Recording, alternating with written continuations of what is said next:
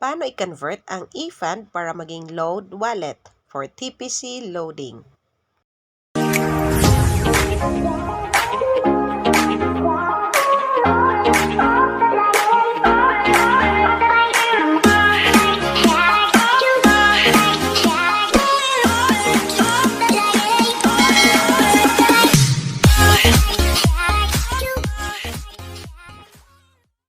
Hello mga ka-super and ka-TPC!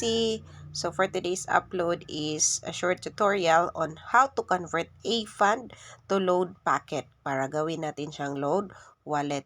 So follow lang natin yung step, type natin yung convert, space at saka yung amount at isend natin sa ating gateway.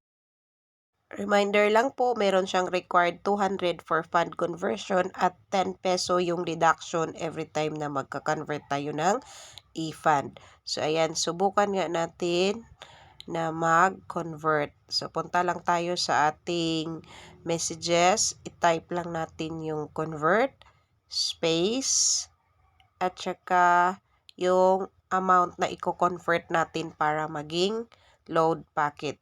So, yan, 500 yung sa akin. So, send natin sa ating 8724 gateway. And then, ayan, meron na tayong notification. So, ayan, 500 eFund has been converted to load credits.